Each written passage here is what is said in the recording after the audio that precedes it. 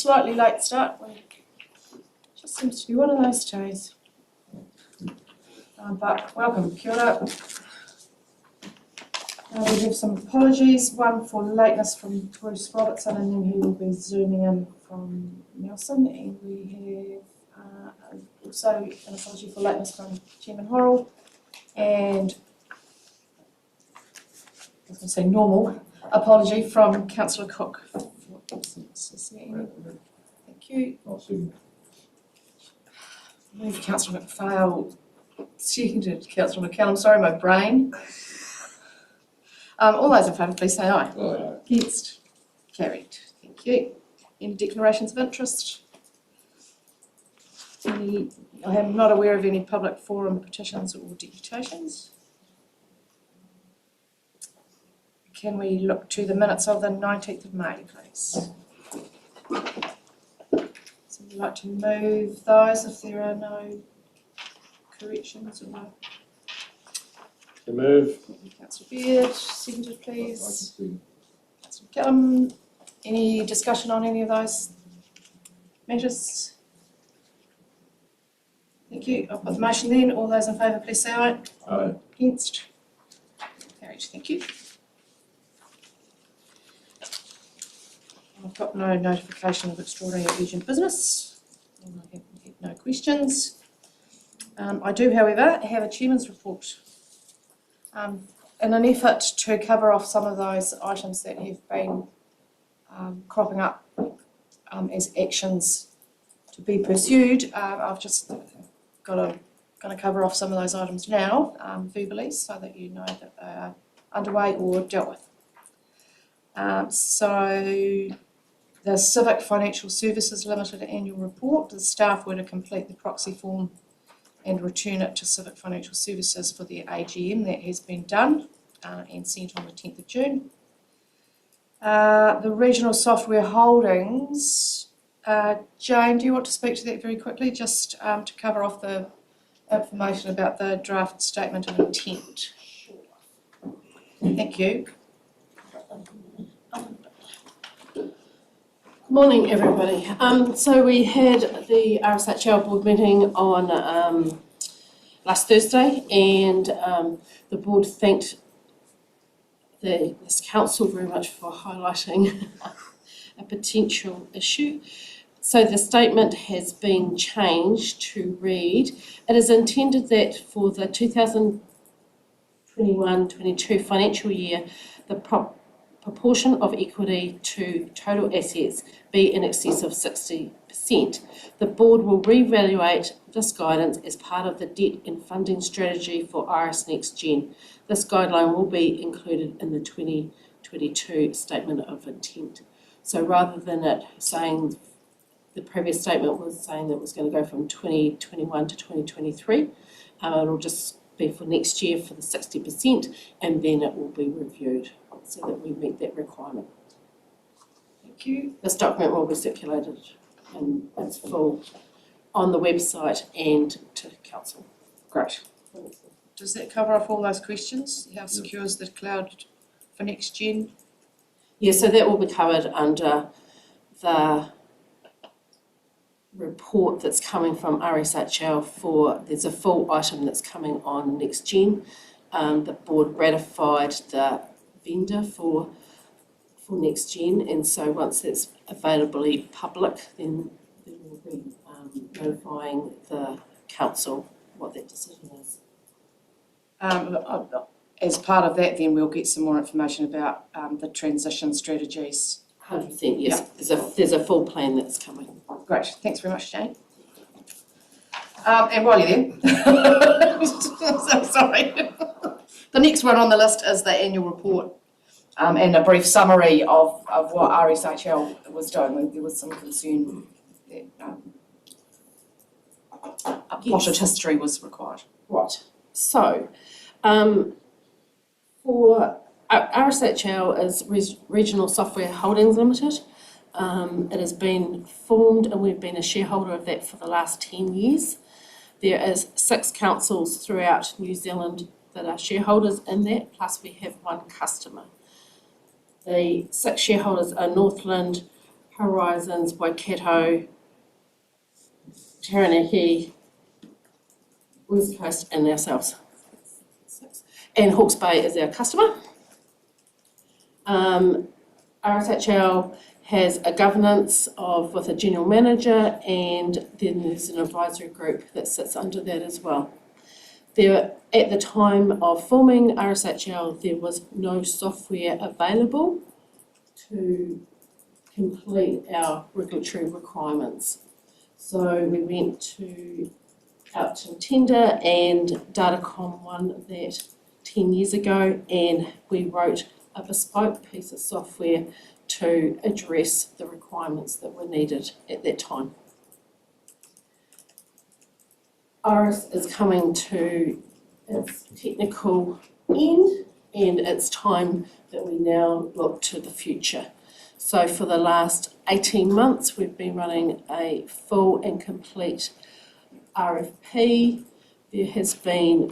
We shortlisted down to 3. We've had presentations from 3. We've now had the pricing, and the board has signed off on who we're going to move to do due diligence and exploratory and ensuring that all of our concerns are addressed. There's been over 150 people throughout New Zealand involved in this project.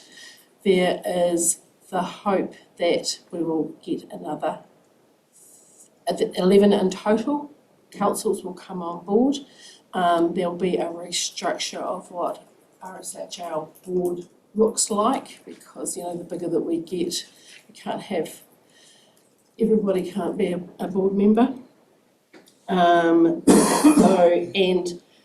the product that we're looking at is more an off-the-shelf product. And so it will ensure that we come under the GCIO requirements of, all the cloud security and everything is 100% forefront of our minds to ensure that that's going to happen.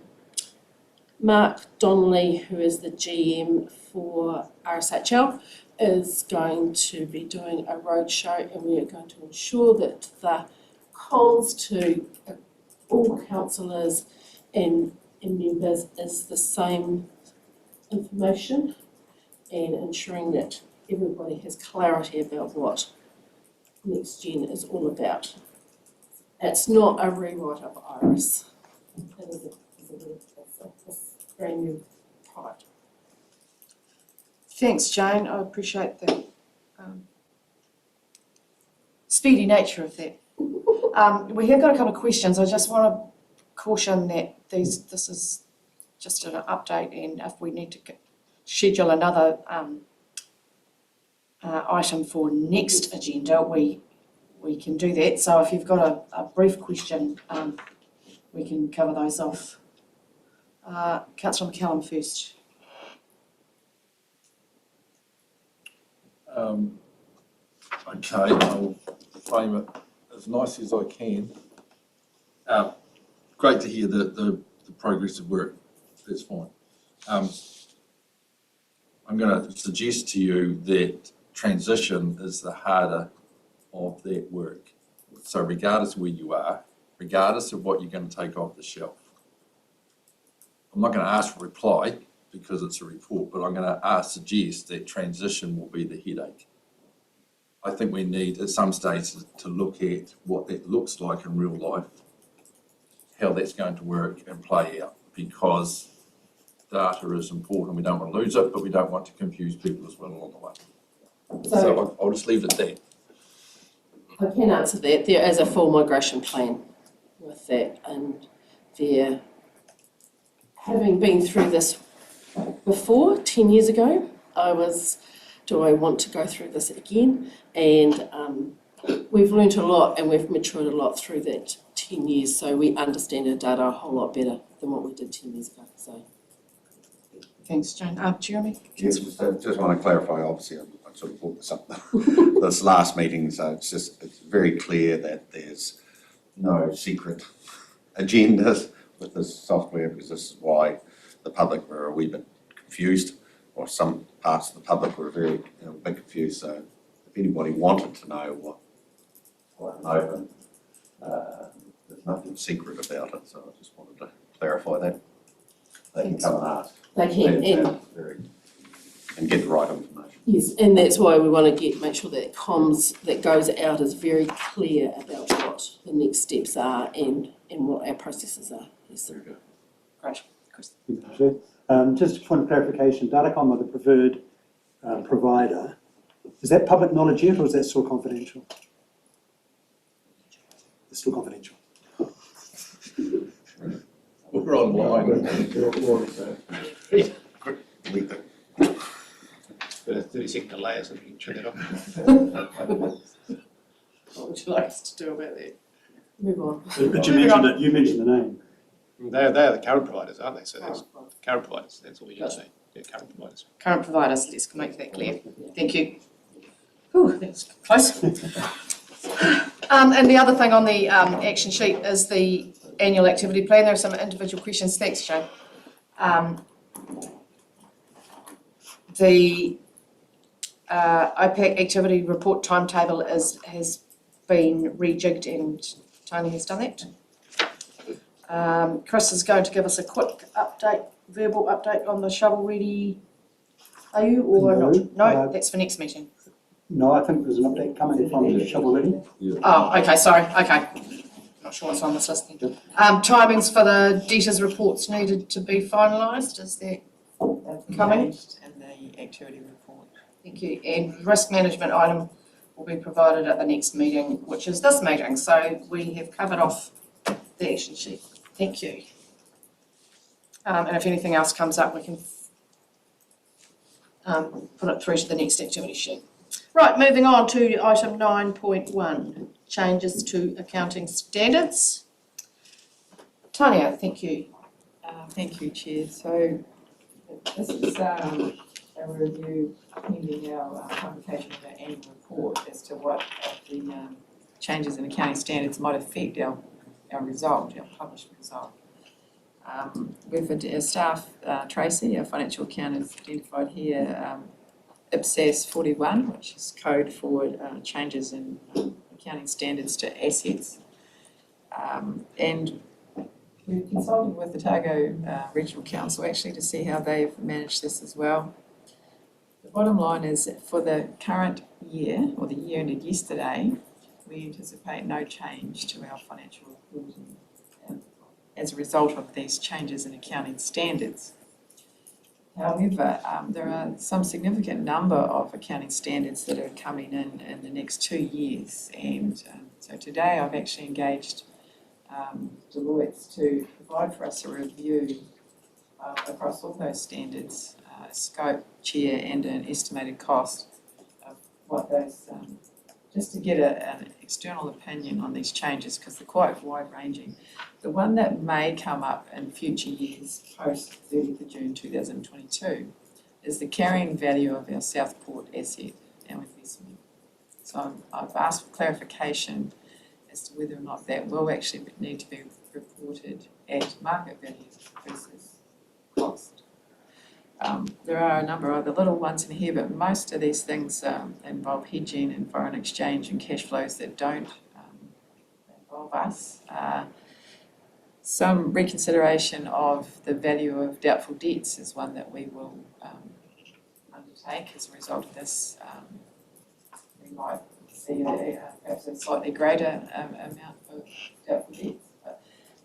So from our initial assessment, those are the only changes, but the future one will maybe, subject to clarification in the coming years, the valuation of our equities.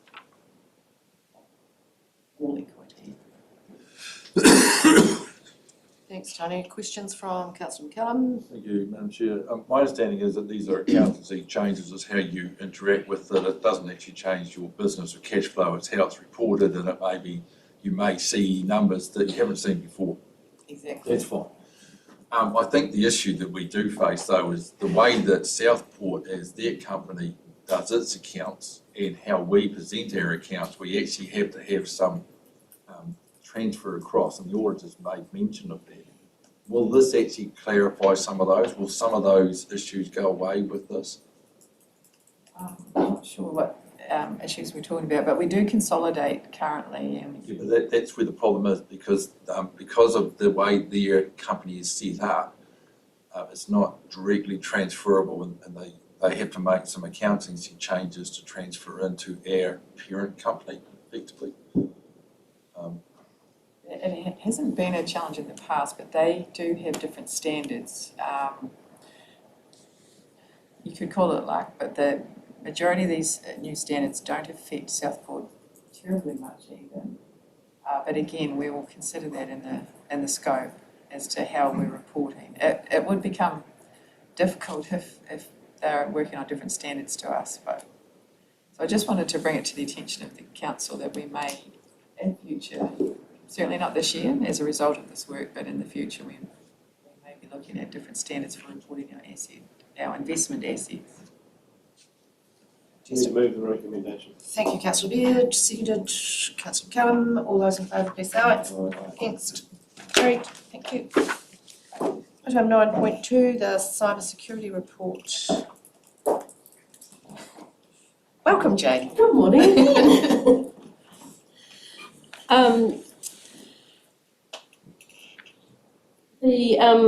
As we all know, cybersecurity is out there. It's a risk, and the report really is just to highlight that council are very aware, council staff are very aware of those risks, and that currently we do have good protections in place, and I'm sure that a certain DHB thought that they had good protections in place as well. So I'm part of a national group that's starting to look at this for regional councils, as well as we're doing some local IT shared services around cybersecurity and improving our posture of where we are with our cybersecurity. So the report was to give some confidence that we understand what the risks are and that we have some mitigations in place already. And I think that the one I really would like to highlight is that our current backup system is into the cloud, and it has a built-in ransomware detection with it. And so what that gives us is some confidence in that if we were to get a ransomware attack, is that our vendor can let us know that this is happening, possibly before we even know that it has happened. We can isolate our systems and be protected, and hopefully, touch wood, is not take days and days to recover. We're going to do some testing on this, so yeah, it's one of the highlights. Is there any other questions that are out of this report? Councillor Beard. Thanks, Madam Chair. So just on backups, I mean, there's backups and there's backups. Are we backup changes? Are we backing up everything? How much are we backing up, considering there's a lot sitting on servers and the cloud is big, but I mean, how much are we putting up there? So every 6 hours we back up our entire system. So that's backed up on site. So for quick and easy recovery, and then that backup is copied up to the cloud as well. And that cloud backup is kept indefinitely. So every day there's a copy of our data on the cloud, like you say? Every 6 hours. Every 6 hours. Okay. On passwords, how often are we prompted for password changes? And looking at ourselves here, we're not. Funny you should ask that. Changes, which is not necessarily good. That's coming out next week, is that while we were in lockdown, we changed the policy so that they weren't being pushed out, and it hasn't been changed since then. So that is one of the things that is going to be prompted next week. And they will be bigger passwords than we currently have, or how? They'll be more secure, yeah. Thank you, councillor McCallum. Just a couple of things, but the first thing is, my understanding is there's quite a bit of not personal, but there's quite a bit of individual information on laptops. Are they uploaded as well? No. Is it a risk to us? the reason I say that is my understanding is that you have your complete ES system. Yes. But there's a number of laptops running around with data that is quite special within our system that is actually worked with on a day-to-day basis as part of their job. Unless that's backed up somehow or is able to be transferred, the next person coming in doesn't actually have the ability to actually see what's been going on. So if the staff member abides and follows the procedures and policies and processes that we have in place, there should be no data stored, no council records stored on a C drive. If a staff member doesn't follow the rules, then that's a different subject. I'll let you follow that one up. My real question is, I become aware yesterday through council meeting that we are now, and I didn't know about this, but I've known a lot more now in the last 24 hours, RealMe accounts are now being used or are being shown to be part of our interaction with the council. I don't fully understand how they work, why we would use them, how do they actually make the data secure. Can we at some stage soon get a better understanding of how that tool is going to be used with my interaction of compliance? Because there is two things to background there, Madam Chair. One is information was meant to go out from this council early June. It has only been pragmatically put out in the community. Not everybody got the emails, and now we're actually asking them. I talked to Glenn this morning about this. We're actually asking them to do stuff, but I don't think we've actually communicated the transition of what we were doing on a paper system to now to an electronic system. So there's some stuff on there I think we really need to understand better as we're saving costs within the system, but we've actually created some other activities along the way. I'll pass that up to the comms team as much as answering it from an IT perspective. So Yeah, Glenn and I had a discussion about it this morning, but it's a good opportunity now to talk to you about some of from a governance perspective, we're taking another journey here with the community. We want them to interact with us in a slightly different way. We're using a tool that some may or may not have, and I know that there's a big range of capability within the shareholder base and with the community base around the use of electronic systems. And we want to give them confidence that this is not just a cyber attack in another form, but it's actually a secure, real way of actually doing stuff, and it's a safe way of doing stuff and helps your system and processes from a consent perspective. So are you, No, I think I'm wondering if we need a report. yeah, I'd leave that on the table, but I think we need, to me personally, there's a gap between where we were to where we are heading, and we need to fill that gap. And I just want to highlight here that I think we need that sooner rather than later. my understanding was it had been comms to those people, but maybe it missed the mark. So in parallel to the issue about transitioning RSHL things, this is similar. The transition processes. We only become aware of it yesterday Might in need the to meeting look by Yeah. default. Yeah, absolutely. I've done some work. I've talked to a number of people around the community. They didn't get the emails. I'll pass that back in as I would do as a representative of the community. It hasn't gone through. And then I'm saying, well, actually now there's other questions I need to ask around how we actually do business and how we actually transform so our maybe- business. maybe So we that's need a- just a discussion. What is that what transformation? we thought was happening and what we're going to do about it Actually now happening, doesn't would be useful. Jane? And understanding what RealMe is and what Yeah. does that mean for our customers. Yeah, that would be great. Which brings me to my question. You've mentioned that staff anticipate there'll be work required in security awareness training, penetration and business continuity testing. It's an interesting phrase. And security information and event management. Yes. So actually what might that mean for budget lines and work programs and risk? Very good question. So we are at the moment talking to some vendors of what that might look like for us. I do have budget next year for some of this, as well as that we would be doing it. So it'll be within budgets that we currently have, so there'll be no additional budget at this stage required.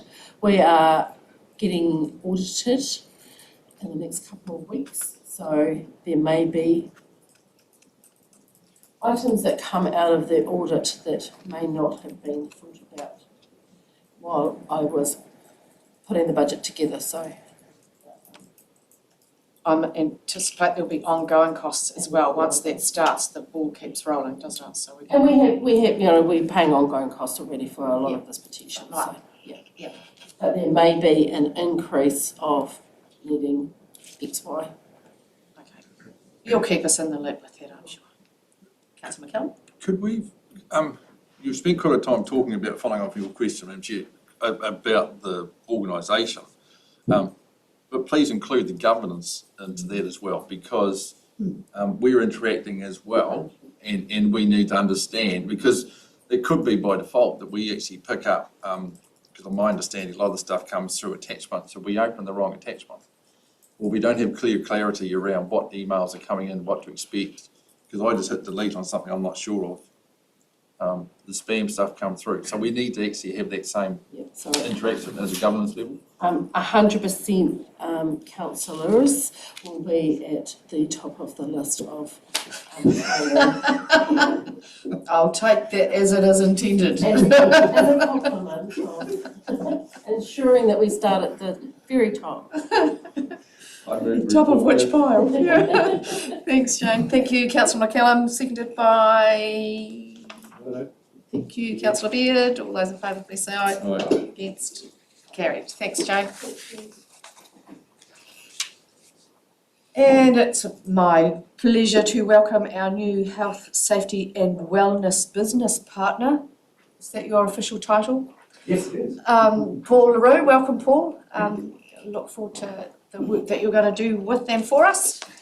And I'll hand over to you to present your report. Thanks. Thank you, Chair.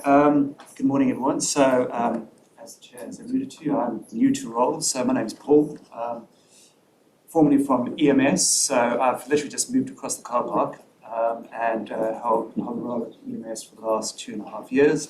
But I've been working in the health and safety industry for plus minus 12 to 15 years. Taken a bit of a sabbatical from my career, but once again jumped straight back into it and looking forward to taking us on, or taking ES onto the next journey as far as our health, safety and wellbeing goes. So just from a report perspective, I take it that everyone has read the report, so I'll just go through some of the highlights. From a general operations perspective, just to note that the Council has adopted the revised motor vehicle policy, which is moving forward in the right direction. From health and safety and risk perspective, there's a few things to note there. One being is that we have been seeing an increase in speeding events over the last quarter. And when we talk about increase in speeding events, it's in that space between the 100 and 110 kilometre per hour threshold. So we've been seeing a bit of an increase in that space. The other piece to note is that we've also have a up and coming risk concern, not necessarily a concern, but a new undertaking that we are going forward with, which is the diving project that's coming up in towards the back end of the year. There's a lot of work being done around that to assess the risks associated with that particular project and looking at how we can mitigate and putting some strategies in place going forward. From a continuous improvement perspective, we had Robert Bennett from Audit Plus come and conduct an internal audit within the organisation. So just to note that the audit was commissioned by ourselves. So it's an internal audit. It's not for any certification or anything. It's an opportunity for us to learn and look at some gaps within our management system and to move forward with a work plan from that particular audit. So that's being conducted. From incident perspective, 5 incidents for the quarter, 41 total for the year. One of those incidents over that quarter was a lost time, and the other incident was a restricted duty.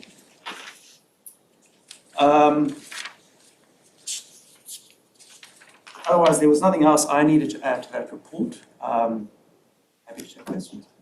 Thanks, Paul. Councillor Beard? Thanks, Madam Chair.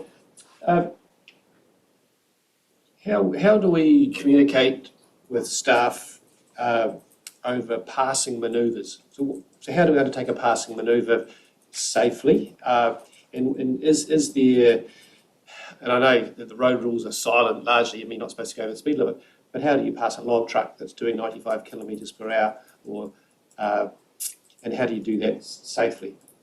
Are you allowed to do 110 kilometres or 115 or even 120 kilometres an hour to pass that vehicle to ensure that you return to the right side of the road in a reasonably quick period of time? I mean, we've sat with Russell driving that car to Dunedin and having to endure some fairly slow passing manoeuvres. I'd sooner it be much quicker. But he's conscious of the speed thing on going off on and how he's telling his record for the duration of the journey. So it worries me that we'll turn into grannies. We'll all drive at 95 kilometres an hour, staying behind the log truck. Sorry. I know some speedy grannies. Paul, please feel free to answer that. The question I can answer in one word is that we do have speeding regulations and limits, which is 100 kilometres per hour, and that's what basically the law stipulates. The question around safe passing manoeuvres, it's most certainly a question that comes up often, and it's often discussed at team meetings and so on. So, as far as overtaking goes, it needs to be done in a safe manner, sticking to the rules, in other words, not exceeding the speed limit, and obviously having clear vision and all the rest that comes with it. And if that manoeuvre cannot be performed, you need to be remaining behind that truck for the duration of whatever, until it's safe to do so. So that's generally the messaging that we are, passing on to our teams. Yes, you must probably find that many of those events, or the spike in those events, is exactly that: is people performing overtaking manoeuvres. However, we encourage that if it's not safe to do so, you are going to end up exceeding the speed limit, you shouldn't be doing it. So rather remain in a safe position behind that truck. So do you see an average speed increase, or do you see the spikes? So driving an average speed of 108 kilometres an hour when you should be doing 100 kilometres per hour. Yeah, so as opposed to a spike up. Yeah, so I would say most of them are spikes, so it's short duration. So it's not consistently over a long period. It's spikes in short duration. So a lot of it is around most likely overtaking. Amy, you had something? Sorry, Chair, please, could I also add that I don't think that the driving behaviour that we're seeing in the organisation is any different to the driving behaviour that exists outside the organisation, and thinking to the point that we should all be driving at 100 kilometres an hour as opposed to perhaps more safely at 95 kilometres an hour. There's some real fundamental thinking and mental models that exist as, within our culture as we see advertised on the TV by, the transport agency about trying to get everyone to remove or reduce their speeds, generally speaking. So it's an ongoing work on that we have inside and outside of the organisation. And it's one of the reasons that we have our e-road system in place to keep our people safe, or to encourage our people to keep themselves and everybody else safe as well. Thanks, Amy. Councillor Lincoln. I'll just make a comment on that before I ask my question, but I think at the end of the day, everyone wants to come home safe, and it's about how do we do that, and sometimes we have to do things that are not necessarily what we want to do, but that's a safe thing to do, so I'll leave it there. I just want to look at your graph on page 20. I found it very hard in the colour codings to get an understanding of what was at a 4, a 3, or a 2, or a 1 over that time period. I was wondering whether there was a slightly different way of actually presenting that It's the safety incident by severity, chart 2. Absolutely. And I couldn't get the column on the right-hand side, I couldn't get an understanding because your blues are very similar Yep. and purples are very similar. And I was just wondering, is there a way of highlighting it that gave me a better view of where those categories sit? Absolutely, and couldn't agree. So that's a work in progress. So I think Amy and myself have both acknowledged that yes, it is confusing and definitely a splash of colour. Yeah, the one above it, chart 1's actually easier because you've only got 3 and it's actually quite distinctive. Yes, yeah. But the next one down, I got a bit lost to what the categories were. Yeah, we might be able to present, rather than actually changing the colours, we might be able to actually present that graph. Yeah, and I think that comes down to, well, your first, second, third quarter, it comes down to where do we get the most value from of that information? And is there seasonal variations within those, as their work program changes through the season, is there a seasonal variation within those categories? Would be, from your point of view, I think quite interesting to see, especially if we put year on year, a layer year on year. We don't need to see that, but that would be easier.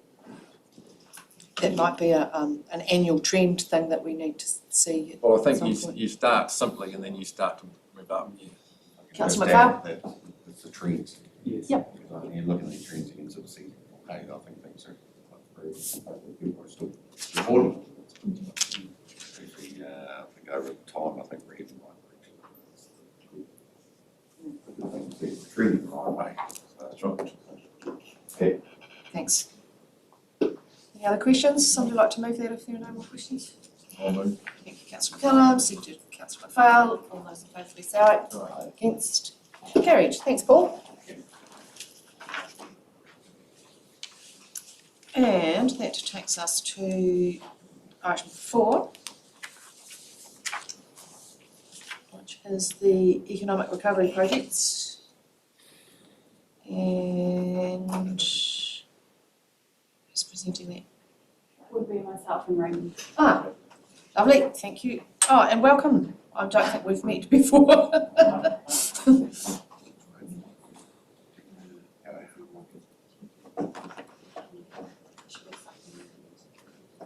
Just waiting for the magic of technology. My God, if the magic of heating also worked. Brilliant, it isn't brilliant. I've got colder since I've been put in. Oh, just while we've got a wee break, I just wanted to let you know that I bought my stickers for good performance today. All right. I'll So those of you who are, working hard, that means yes, moving and seconding in a pumpkin. do it with style and you can have 2 stickers, Councillor Beard. We're standing in the corner when we're not misbehaving too, or? They got their phones. I'm sure I will never have to worry about that Teachers aspect. always have plenty of stickers. That's the sub bag of the much larger bag. So after 5 stickers, you get a Mars bar. Oh no, I'm not going that far. Councillor remuneration doesn't cover that. Would you like to make a start while Ellie, are we waiting for you to start? I've got the slides. Okay. That's how much you read out them. No. Only reading one of them for some reason. Cyber security.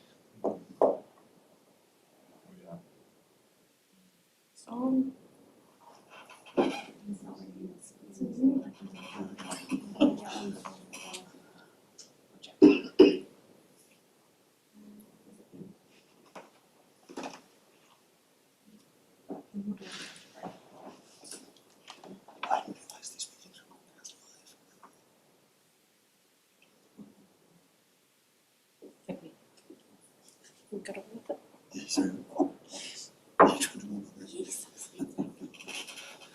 Blanket, eh? I do need my blanket. Sorry about that. Crochet.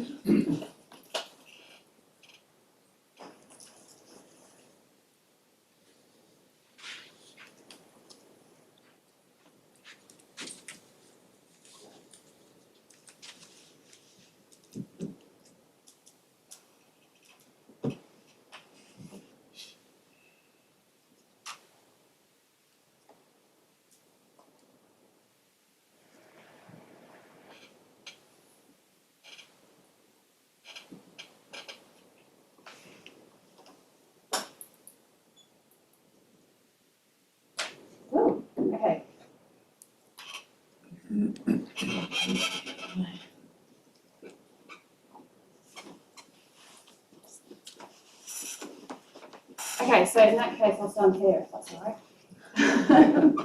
Thank you, Ellie. Welcome. So yeah, we just wanted to give you a bit of a quick update on all of the economic response projects. So we've been doing this at every other OPAC meeting, I think. And for those of you that haven't met Raymond before, he's taken the catchment management and Paddy's jobs.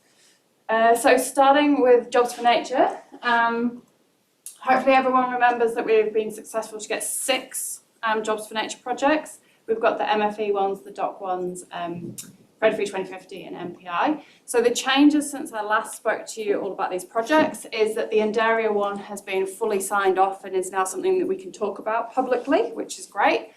And the second change is that we got an additional $50,000 from the Ministry for Primary Industries to start work on an additional bit of wild and conifer control in the Takatimus. So they came to us about 2 months ago and said, we've got a little bit of underspend from elsewhere in the country, do you want it? And we said yes. So that was an extra $50,000 that came into the account. So the way the projects are going and the way we're looking, the biodiversity action on the ground, that's the really big $6 million one, trying to get out, do ecological surveys and trying to get out to help people manage their areas of indigenous vegetation. That's going reasonably well in terms of we've got all of our recruitment finished, we've got the review finished, so we've worked out what we're going to do to all the existing programs to change them. Tia Morima managed to recruit Nikki McRobbie to help with that project, which is really good. And then we've got a couple of things that are still underway and aren't going to quite get finished this year in the way we hoped, and that's the procurement for the big ecological surveys. We're looking at about a $2 million contract, so we've gone through quite a robust procurement process to make sure we're getting the right contractors to do that, and they can do the right amount of job creation as well as deliver the ecology. That's been quite a long process to go through all of the stages and be really robust. So we're in the final contract negotiation stages on that, so hopefully it will be signed off early next week. The other one was with that procurement taking a little bit longer than planned, the full year's work hasn't been finished, so there's quite a bit of work that needs to be rolled over because we weren't able to start stuff as soon as possible this year.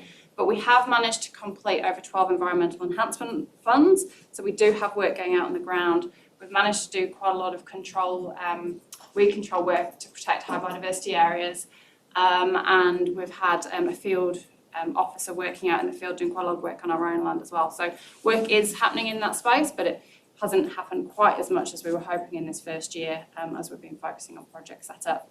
We've been talking to MFE about making sure that anything that hasn't been spent just gets run into next year. They're really happy with what we're doing, the way we're managing the project, and they're happy for us to keep going next year. So then we've got the fish passage one. This is one that we were hoping would have been the easiest to finish, and it would all be, year one would be done and dusted by now. But unfortunately, back in April, we had a major issue with the data that transferred between ES and our contractor. We basically gave them the wrong data, and it took us 2 months to work out what the problem was and what had happened. So hands up, that was a bit of a mistake at my end. And once we realised the problem, the water levels were too high for them to fix it before the end of the financial year. So we're going to go back in summer. All of this year's work that was planned out in the field will happen next summer, and we'll do 2 years worth in 1 year.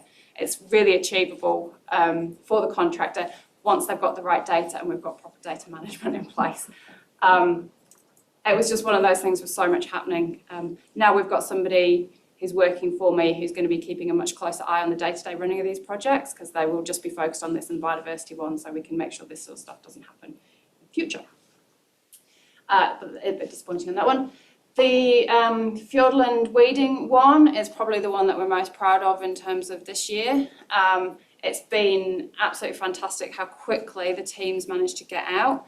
We've had 44 different tourism operators, or different people out working in the field achieving that project this summer. That's from 8 different businesses and 7 different sole traders. So that's actually quite a big input into the Tiana community. All of the planned work for the season was finished with an underspend, which DOC are going to let us spend next year, so we can do even more next year. We've just managed to get more done than we hoped with the money. All of the end of year debriefs with the tourism companies, they were really, really pleased with the project. They really want to be involved next year. They wish they could keep going over the winter, and they've been really grateful for being able to do the work. So we're actually quite pleased with this one. There will be a little bit of work over the winter planning for next year and still doing the residential sections. So we've got teams checking all the residential properties. They can do all of that survey work over the winter and then go back and do the control once it warms up again. So that one's been really successful. And Daria, as I said, it's now fully signed off. We can talk about it. We've managed to recruit a full-time marine coordinator who is going to be based in Tiana, sort of running the day-to-day, making sure we've got the right number of divers going in different days, and a lot of the health and safety. Health and safety is going to be an absolutely huge one for this project. I'm going to be working really closely with Paul. We'll be working really closely with the Department of Conservation, their dive team, and also probably WorkSafe, making sure they're really comfortable with what we're doing at all times as part of this programme. Our first big piece of work, the bits that are underway, is trying to do the diver recruitment.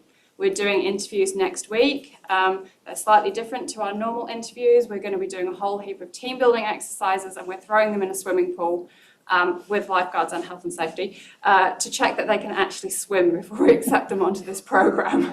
So just making sure that we're like covering off all of the bases.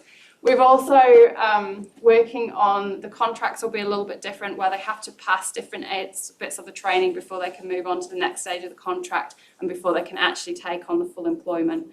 Again, because we want to make sure that if there's any issues or there's any concerns that we're going to be putting anybody in an unsafe situation, we can deal with it, and we're not contracting them to work that they can't physically do.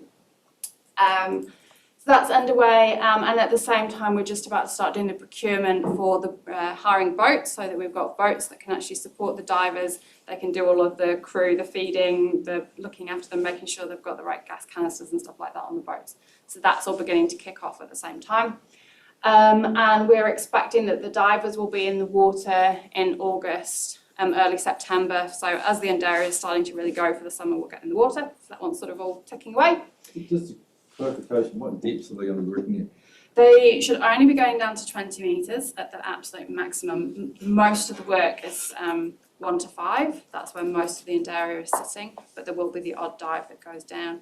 And for the first season, we'll be teaming them up with fully qualified scientific divers, so they're like a one-on-one with a recruit plus a So the reason I asked that is a young new diver in trouble, 20 metres, is it a bend risk? No, It's not. not So- at that, sorry, not yeah, the, sorry. yeah. And we're also, for the first dives that they do, as we're really getting on top of the programme, we'll be working in the shallowest bits of Breaksea. So we're not going to be working on the really deep walls in Breaksea until we're really confident, because in case something does go wrong, we want there to be a bottom that's relatively shallow that we can get them from. We will need to keep really close eye on the health and safety of this one. I think we're all aware that it is outside of our normal way of working. Do we do any work with helicopters in that regard? Will this project be more land-based and water? We won't be doing air activity, or we need to do any sort of air activity? We're going to need to be using helicopters to take the divers in and out of Breaksea on a weekly or bi-weekly basis. So they'll be working a long stint, and if that doesn't, every other time they go in, there'll be a helicopter that takes them in. And there'll be helicopters that then, once we've collected all of the Endaria, put it on the boats, the helicopters will be lifting that Endaria and disposing it in the bush. So there's 2 different operations, but we'll be using a local helicopter company and making sure that they've got all of that health and safety in place. The question I asked, I mean, there is bad publicity over one certain breed of helicopters, and I hope we're obviously cognizant of that and not using it. We are, yes. I'm not sure if we've got an official policy in place about not using Robbies, but we don't use them, and operationally we don't use Robbies. Chris, did you? Well, it's just when you asked about the 20 metres, it all depends on bottom time, and in terms of the risk of bends, depends on bottom time. At 20 metres, you have to be down a long time to be at risk of bends, but if you're going down to 30 metres, that may be no problem. In terms of, as I say, in terms of bottom time. Sounds like somebody who might be one of Yeah, sounds like we've got another I've diver. done a lot of diving, yeah. There we go. I'm just asking because if you've got a new team there and something goes wrong, the first thing you do is go straight to the surface, Well, take that's a the breath. But when you get down, and I knew that, time is depth. Yeah. You have to go through a mechanical process to actually get back to the top. So it was about, and you've asked the question, you're going to start and actually ease into these sorts of things. That's fine. The bigger risk of a novice diver is just that getting into trouble at 20 metres, rocketing to the surface while holding their breath. And that can be a terminal event because the lungs expand, and so they've got to breathe as they go up. Please don't scare me anymore about Yeah, no. Yeah, so yeah, we do really need to get health and safety right on that one. Predator-free Southland, we've had a really good year of planning. We've got pretty much all of the work finished that we were hoping to in terms of pulling the project together. We've got a little bit still outstanding in terms of the technical design and the actual eradication plan. And that's because our coordinator has managed to go on maternity leave earlier than we thought, so she hasn't quite finished all of her work, but we will sort that out in the next week or two with Dave and myself. And then the second big bit of that project is for us to continue, we need to be able to find the co-funding that releases our money from Predator Free 2050. We've made some really big steps ahead of that. We've just got lotteries funding for over 100,000 for year one. And I believe council were kind enough to give us a little bit more in the LTP for the first 3 years, which is fantastic. But unfortunately, we also found out yesterday from Predator Free 2050 that they're getting pressure from central government that rather than having a one-on-one funding dollar amount, which is what we had agreed with them when they gave us the money to start with, they might be forced to put a 2-to-1 funding dollar amount. That means for every dollar we get from them, we need to provide $2. So that means if we want 5 million from them, we actually need 10 million of our own. I'm hoping to talk to them today about the actual practicalities of that because we were struggling with one-on-one. It could be the end of the practicalities of getting this project going. So it's a really, really big risk and something to be aware of that we might not be able to fund that amount. And the current agreement was just an intent to fund agreement, so they haven't actually bound themselves to our one-on-one. It was part of the next stage where we were going to full the full contract. So it's a bit disappointing, but hopefully we can fix it.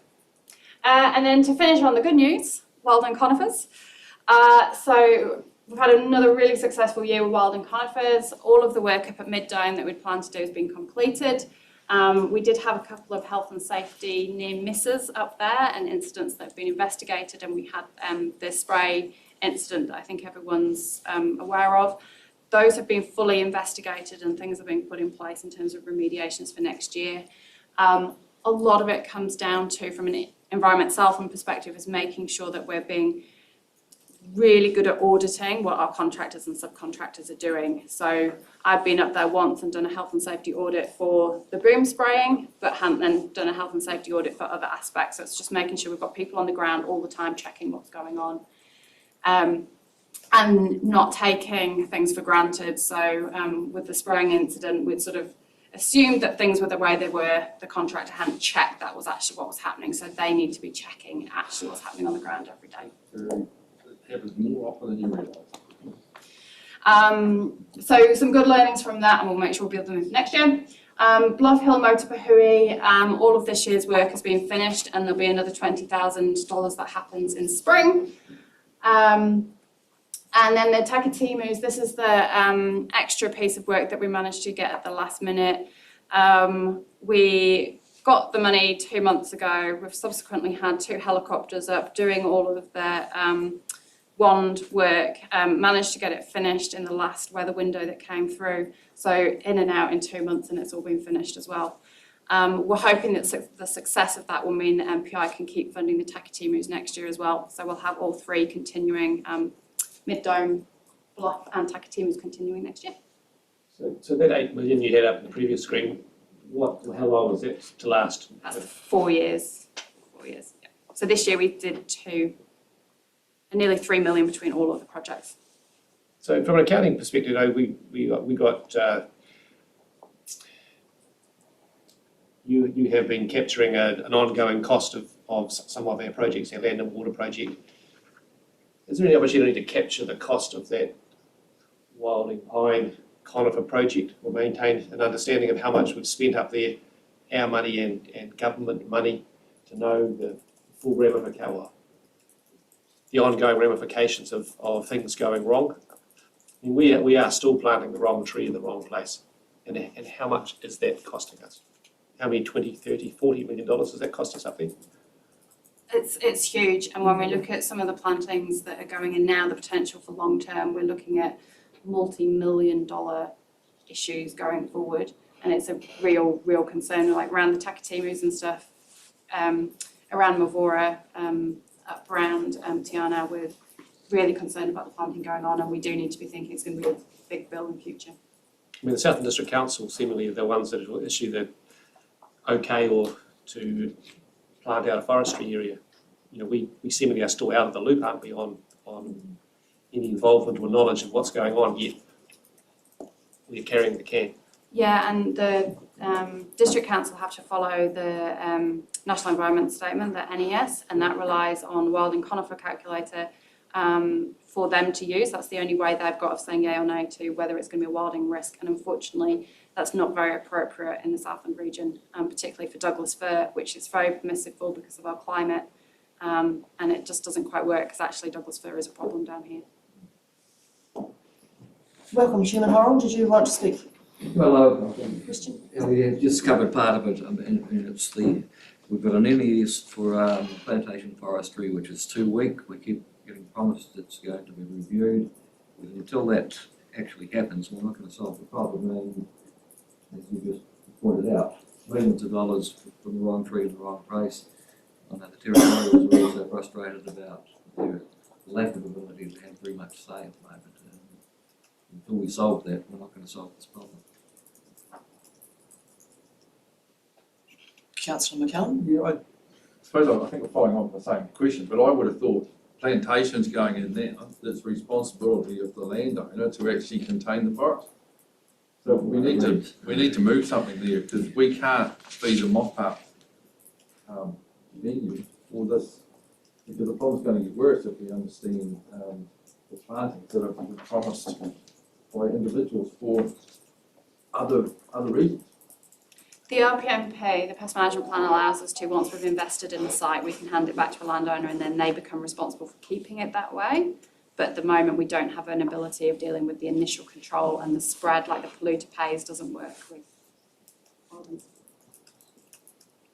Councillor McPhail? Yeah, just a wee bit of information I was told to one of the landholders up there area, and he said he's 2 farms away from where the Douglas firs are, and there's seedlings starting to appear. He doesn't know what the other property's like in between them, but it's the old Douglas fir transferring the seeds.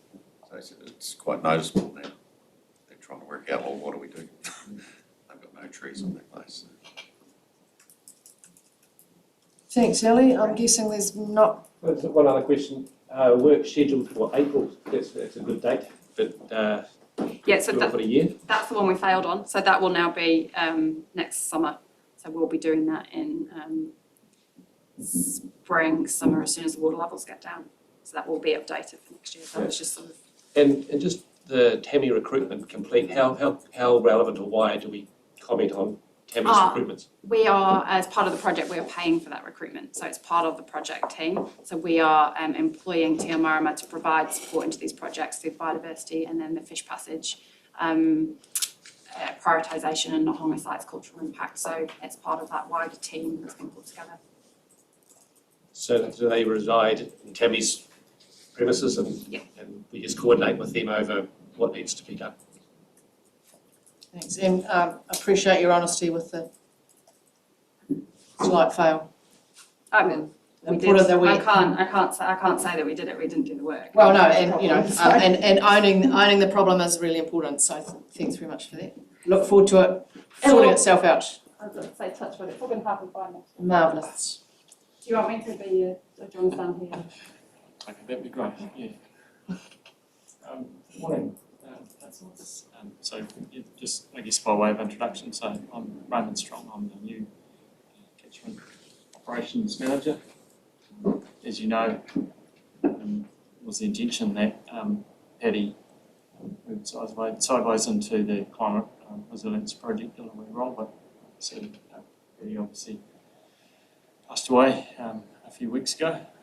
Certainly taking a bit of an impact on the team, organisationally as well. Done my best with this presentation to pick up just where the climate resilience projects are at and step you through a bit of an update of those projects. It does feel a little tame in terms of what Ellie has in the plate. I'll do my best to give you an overview of the climate resilience projects. So as I note there in the first bullet point, we are undertaking something of a reset with Paddy's passing at the moment.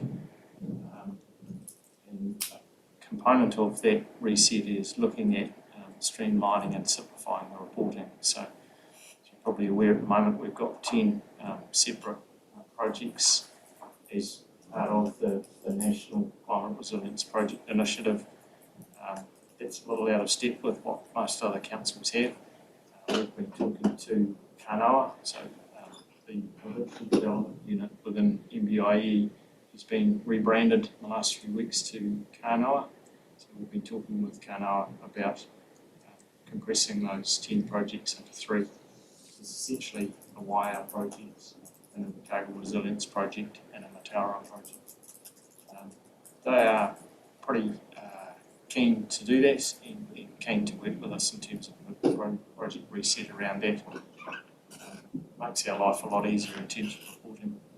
We have, without wanting to be, I guess, too critical of Kanoa, the goalposts have moved around a little bit in terms of reporting requirements. I know ICC have found that a little challenging as well in terms of understanding just the information that Kanoa are after. And in fairness to Kanoa, there's some complexity with the way in which the money is being managed within central government, which adds to some of those challenges. Last bullet point there, really working on a broader set of outcomes, something that Kanoa are quite interested in. And a bit of a linkage there with Ellie and her team as to how we can, obviously, flood protection and resilience of our flood schemes is the main focus, but it's the other byproducts that we can achieve along the way that we're interested in looking at. And I guess with the Invercargill projects, it's whether we can enhance some of the cycling and walking alongside delivering, as I say, those primary aspects.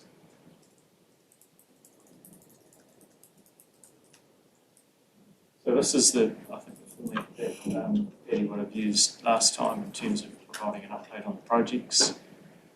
I guess one of the good news stories is the YR project. We've made some good strides in terms of completing that work. Still some work to be completed, but that work will recommence once we're into warmer temperatures and once we can start site work again. Boundary Creek have made some progress on that, but there is still a fair chunk of work to be completed on that Boundary Creek project. Mataura, a little bit behind. We're starting on some of the investigation and design work. And we have a tentative completion date of May next year. And as I've noted with that Mataura stockbank upgrade, the stage 1 rock protection, we're currently looking at re-evaluation completion date for that. There's a lot of moving parts to all of these projects. And as I say, we are a little bit behind in terms of project. Kanoa are aware of that.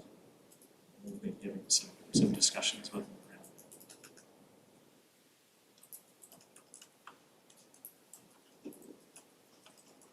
that. So these are the remainder of the projects.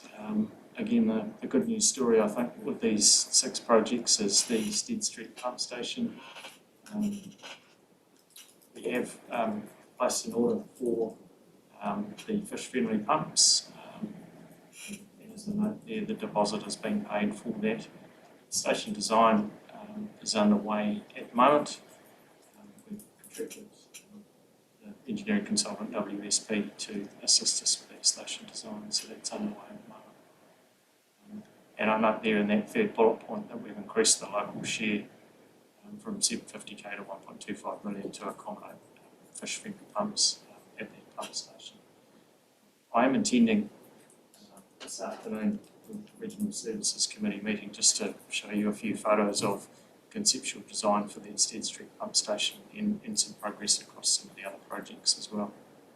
I guess the key theme with the remaining 5 there is, again, they are behind, and we're looking, with most of them, looking at just how we sequence those at the moment and what a realistic completion date looks like. We do have a fairly constrained time frame that's hanging over us from central government in terms of this funding, and really just discussing with Kānara at the moment how we might be able to achieve delivering all of these projects within that time frame.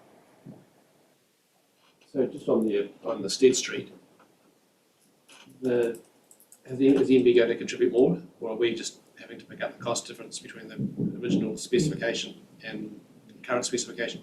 Which is a good question. They have allocated additional funding to other councils subsequent to the original funding decision that was made.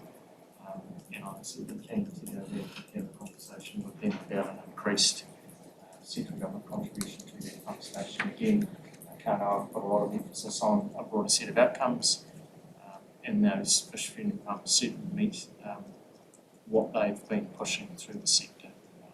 So I hope they'd be amenable to that. I haven't sat down and had that conversation with them yet, but I'm certainly keen to do that. So is it to say things going both ways, or is it a one-way direction that those pumps allow?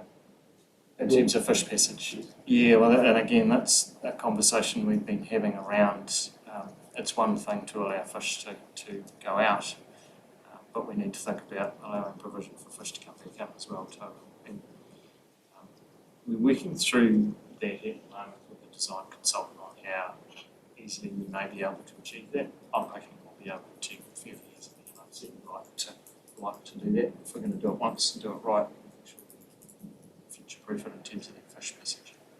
So the fish that are going out, are they eel or are they trout, or what is expected to be leaving that we're looking to protect? I don't know. He's looking at Ali. I'm not sure what type of fish they are. I imagine they'll certainly be eels, but I'm not sure what the other species will be. There's some bullocks in there as well, but I'm not sure off the top of my head which ones there are, but there's definitely some indigenous native fish in there beyond eels. So $500,000, and I'm not sure what we're looking to Oh, say. no, the organisation that does, we've got reports on what's in there, so the science team have got, and the ecologists have got exactly what the species are. I guess bear in mind as well with these pumps that they are more efficient operationally, so we're expecting a relatively substantial power saving cost over the life of the pumps as well. And the life of the pumps expected to be as long as a non-fish passage pump. Yeah, well, if not longer, I think it was 70 or 80 years. The fiberglass construction, I think, gives them quite a long life, and they've certainly got fewer movable parts than conventional pump. Yes, I would say they've got quite a long. Councillor McCallum. Yeah, I think my question really picks up a little bit of what Councillor Beard was saying, but regardless of the pumps, so they do what they do, and I understand that. But I think the issue to me is we've got a life biodiversity sitting within the streams of Lake Hawkins. But I'm not too sure what the transition is between the estuary and there. And even if somebody wanted to go up there, it's got a long way to go through quite a degraded passage to even get there. So I'm just wondering, do we understand what the movement is between the estuary and Lake Hawkins? Because I would think there's probably only one way. Yeah, so as far as I understand, when Paddy was working with the science team on doing some surveys out there, so they were doing surveys above and below the pumps and trying to work out that connectivity. At the time, they weren't expecting to find much on the inland side. They were thinking it's a closed system. It's been closed for quite a long time. They were quite surprised that there was stuff in there. They did find things in there. They did realise that fish passage was happening. Exactly how that system works is probably a good question for Roger and that team who did the work. And possibly to keep investigating as I understand.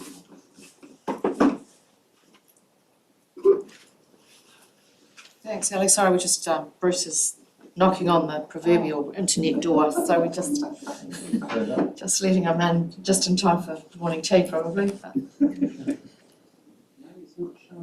Oh. Just one moment. Keep going. Yes, so Raymond, carry on. Just final slide, just a bit of a brain dump of particular risks at the present point in time. So there is a risk in terms of overall budget and delivery timeframe. Talked about delivery timeframe. I guess just bearing in mind the nature in which the shovel-ready projects came together at the time over lockdown. My previous role was at Horizons Regional Council. Horizons put in, I think, $37 million worth of shovel-ready projects. We literally had a few days from government to put these projects together and to put the sector, the national Kaitaatu and the cable picture together for $300 million worth of projects. So there wasn't a lot of time at the time for polishing these in terms of cost estimate and how you might sequence delivering all of the projects as well too. You know, the national list of projects, I think it's 50 odd projects nationally, certainly a number that were literally kind of paused and ready to go to construction, whereas probably the bulk of them were conceptual, sitting within LTPs. Detailed design hadn't necessarily been fully completed. So I think it's not certainly something that's particular to Southland. It's an issue nationally in terms of the number of councils and how well developed or otherwise some of the projects were that compile that list. Second bullet point there is that Stead Street pump station cost estimate. So that pump station, as I understand it, and again I'm still picking up some of the threads to this, as I understand it was based on conventional axial flow pumps, and we've obviously changed to the Archimedes screw type pumps now that have a considerably larger footprint on site. And I'm, I guess, a little concerned that there's an additional cost obviously for the pumps themselves. I suspect once we get into the detailed design of the pump station, we might find there's an additional cost there as well. I don't know that, but it's just a feel. Complexities with Atepuni, have had a look at that on site, and again, kind of relates a little bit to bullet point number one in terms of the way in which these projects were pulled together and the time frame put together. That one has quite a degree of complexity to it. Requires quite a bit of investigation and design, sort of looking at how achievable that might be within the time frame and within the budget at the moment. It's obviously an integral part of the whole future proofing of the cable needs elevated levels in the estuary. Still working through some of the detail around that. Talked about consenting there. And I guess it's applicable to that Stead Street pump station. I think the switch, as I understand it, to the Archimedes screw type pumps was in part driven by the NES requirements from MMFE, and certainly there's the amount of material that's coming out of MMFE at the moment. I guess we're conscious from an operational perspective of making sure we don't put a foot wrong with all of the complexities of the different components that are coming out of MMFE. And the final one, I think, is quite a relevant one. I'm imagine that most of you are aware of some of the news articles around capacity constraints at the moment. There certainly were some capacity constraints within Manawatu. My take would be that those capacity constraints are probably even more pronounced within the Southland as well too. I guess I'm concerned about some of the consultants to deliver at the moment, given the work pressures they're under. 3 water stimulus funding that the TAs are all rolling out through consultants at the moment as well. So it's quite a bit of tension and quite a bit of pressure within consultants and within the construction sector at the moment. And that is a risk for us in terms of, again, overall budget and delivery timeframe. Happy to take any questions. Thanks, Raymond. I'll take a moment to welcome Bruce and Rob. I did see an actual face, Rob. Thank you. Welcome, Bruce. We're just up to item number 4. Look, again, if I could just jump in, Lyndall, my appreciation to you. Disappointing that I had to favour a code of conduct meeting up here, which is still going, by the way, but they've been gracious enough to let me out so that I can join you folk. Thank you. Thanks, Bruce. And Rob, hope you were on the mend. We'll carry on. Any questions? Oh, we've got Councillor McCallum. Thanks, Chair, for that. Good to see you, and nice to see you here. I think my concern is that, and it's in that last slide, we've brought stuff forward because it was in our plans anyway, and it's a great opportunity to do this work. So my question really is, what is it going to take to get this work done within the time frame? And what mountains do we have to move? And maybe that's not a question you can answer today. Somebody's got a background. But I really think that we need to pull the stops out on this stuff for the sake of the community. And it comes down to, I think, regular reporting to this committee or to the council about finding those hurdles and finding ways forward with other TAs, etc., consenting. We're just going to have to do the stuff and we're going to have to move mountains. I don't want to have to turn around to the community and say, I'm sorry, we couldn't get a consent through because we didn't do the work and we lost the funding. I think we've got to find ways of actually making this stuff happen. Regardless of other activities that are in front of us. And if it means pre-booking work and logging into systems early, then we've got to find ways of being aggressive into this area. Otherwise, all this work's done for nothing. So I'm not sure how we would actually do that, but I think we need to be abreast of this at a high level early on. And that, Chair, is what I'm working through at the moment. I guess it is a fairly ambitious program of work, and in some ways no different to Horizons. It was quite an ambitious program of work as well. Clearly all essential infrastructure projects. I guess what hasn't been helpful, and that the background to the climate resilience projects was a conversation that river managers have been having with government around the need for government to invest in flood protection for the long term in a manner in which was done obviously in the 70s and 80s. And that conversation really coincided with what's been coming along, and that's where as a sector we fancy their chances in terms of being able to secure some of that shovel-ready funding, which came to pass. I guess at the time we were having that conversation with government, we anticipated a turning on of the tap in terms of funding rather than a fire hose being pointed our way. That said, as a sector, and again across most regional councils nationally, we have put our hand up to deliver a fairly large package of work, and it is a challenge about sequencing all the things that we need to do to make that happen. Councillor Beard. Thanks, Madam Chair. So the complexities with the owner, do you wish to elaborate a little bit more as to what, I mean, that one's sort of modified banks and the outfall sort of almost comes out underneath the building. So is there other ways that area can be protected rather than building higher banks?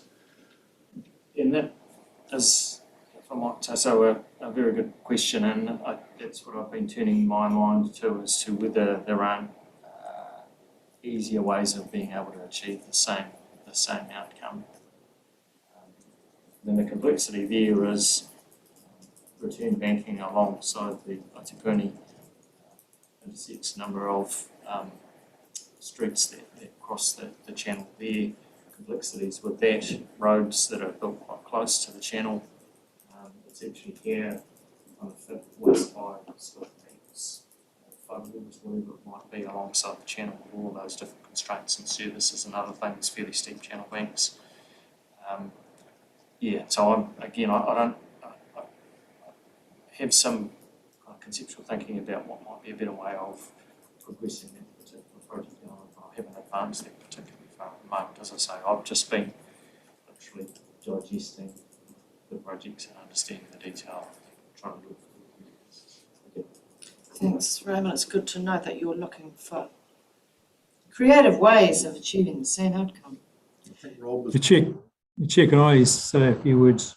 Certainly, Rob. Yeah, and just to reinforce, and following on from Raymond, just to reinforce Councillor McCullum's comments. This is something that we've had a number of conversations with Ramon about how do we deliver this project and what support does he need to do that. We're very fortunate to have had Ramon on deck, if you like, when this thing's been rolled out. You haven't got many river managers of this calibre around, so really good. But we are in a situation where there's a real lack of consultants are being chewed up elsewhere, a lot of competition for consultants, but we are working pretty hard at how do we deliver this program in a timely way, and so aware of the importance of doing that. So we'll be reporting back to OPAC as we shape up what that project plan, revised plan looks like, and also having some national conversations about this as well.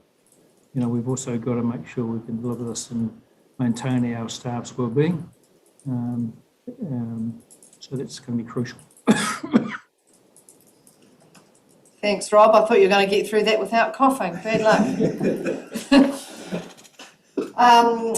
Bruce, you wanted to ask a question?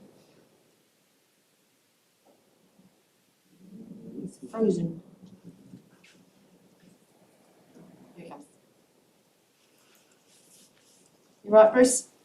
Oh, sorry. Yeah, if I can hear you, it sounded like the connection went off. Sorry about that. Raymond, look, obviously I've come in the middle of this. My apologies again. One of the things that interests me about these projects is that, of course, as I've been reasonably consistent with the committee, always concerned about the funder on the other side. And these are economic recovery projects, which have been put out as much for economic recovery outcomes, while also helping us get on with doing our work. How far? I guess I probably don't have a strong sense of how far we are through in those projects, but are we meeting the government as the funder and their aims? We are, and all of the issues that I'm flagging to you have been flagged to Kānoa. Have a good working relationship with Kānoa. I did meet with them in Wellington a couple of weeks ago and I guess talked about some of the challenges that we're facing. And we'll continue to do that. Obviously work through some of that detail with them. But we are, in terms of expenditure at the end of this financial year, we are certainly a fair way behind what we'd initially budgeted for, where we thought we might end up in the financial year. Again, just without repeating myself too much, appreciating that these projects were all conceived of over a matter of days during lockdown and submitted at that point in time. And there was I can speak for myself in terms of horizons. There was a lot of crystal ball gazing at that time in terms of just where these might land, how government might actually consider these projects at the time. We'd certainly hope for a favourable outcome, but I guess it's a good challenge to have. And as Rob says, trying to look systematically at the moment in terms of delivering these and identifying bottlenecks, identifying some of the key risks and focusing on those. Bruce, does that answer your question? Look, it does partly, and Roman, I hear the concern, about getting things going. I also, if I've heard you correctly, accept that these projects have been thrown together quickly. That's probably unfair, but I'm thinking around the country that's the case. But there were particular economic objectives of the government under these schemes. Do we know what they are? Are we monitoring those? And do we have a chance of delivering on those? The economic objectives, the primary one is climate resilience and obviously strengthening flood defences nationally through a whole range of projects. There are certainly a range of outcomes, as in some of requirements that Ellie has with her projects around job creation. There's also requirements around obviously growing small business, creating jobs for unemployed Maori Pacifica, and the like, and those are reporting requirements. We're required to report regularly to Kānara on how well we're achieving and meeting those goals. The job creation, the job targets that we put in our projects are quite high, but again, that's not something that's unique to Southland. And one of the challenges that we've had with Kānara is just working out on what the methodology is for assessing jobs created with these projects. And I know that's been a bit of a moving target. I'm not sure how much of a challenge that's been with Jobs for Nature, but it's certainly been a bit of a challenge for the sector, understanding just what that means in practical terms. So yes, there are a range of requirements and a range of targets that we're required to meet, and we are reporting on those regularly. Great, thank you. Appreciate that. Any other questions? Chairman Horrell? Yes, well, a couple of questions or a comment on the question. Just wondering how far through the whale project we are. I understand that probably that lower whale piece has been completed, and I'm not sure if there's a bit up around Clifton that's part of that as well. Now I'm just on that, reflecting on that last conversation, I think the resilience one is probably safer than some of the other jobs. I think because the economy has been more resilient, we're hearing a bit of backpedaling on some of the biodiversity projects, but and I think while it's difficult, we were remarkably successful with those projects, and we've just got to make the best of it. But yeah, interesting to know just where we are on the whale. And on that point, Chair, obviously the floods in Canterbury a few weeks ago just underscored the importance of these projects. Those floods in Canterbury will and are creating challenges for ECAN in terms of being able to deliver on their climate resilience projects. So these projects there's a range of challenges that are going to come along over the delivery timeframe for these projects. And I guess that's the challenge for Kānara, is to work through a bit of flexibility in terms of some of these challenges that come along. I mean, it's not like building a 6-storey building.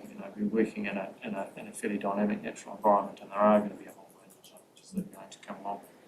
In terms of the wire projects, they have, that's, I guess, one of the success stories is we well advanced with the wire work.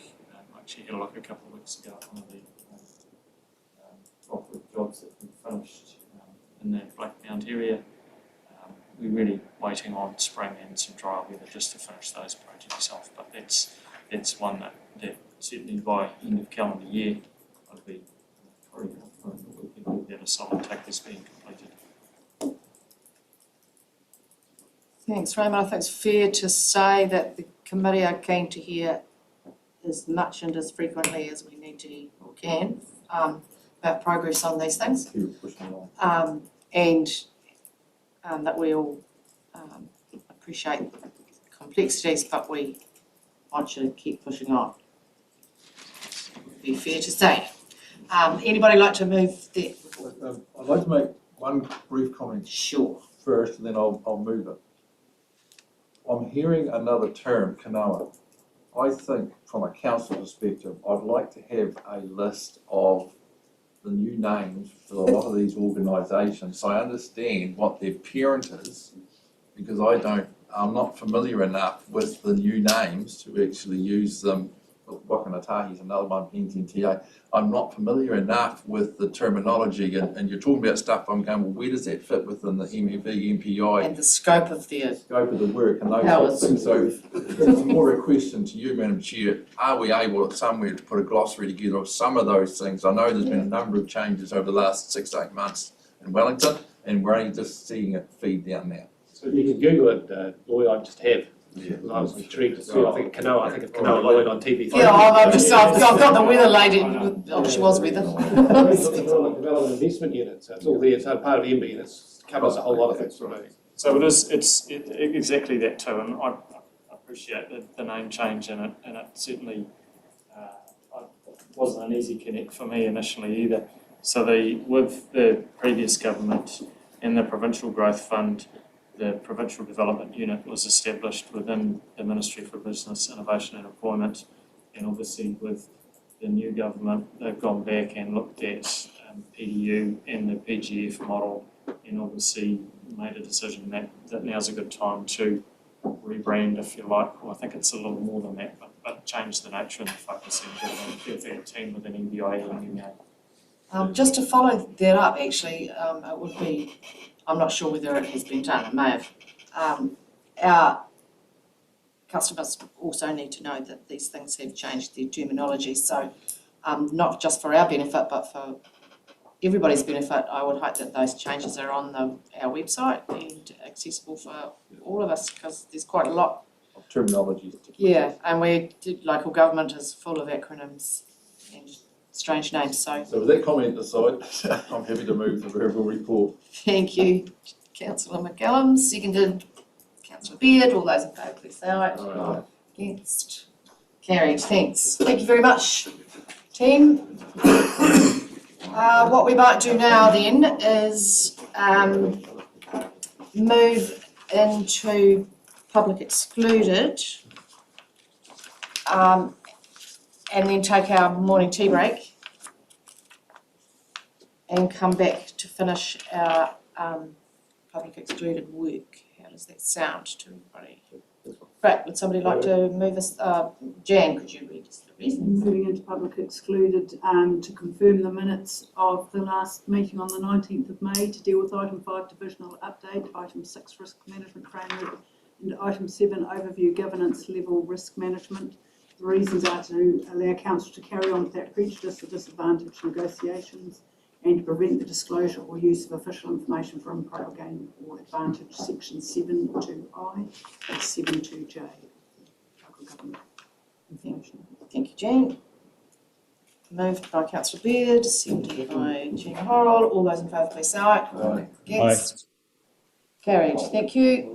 We will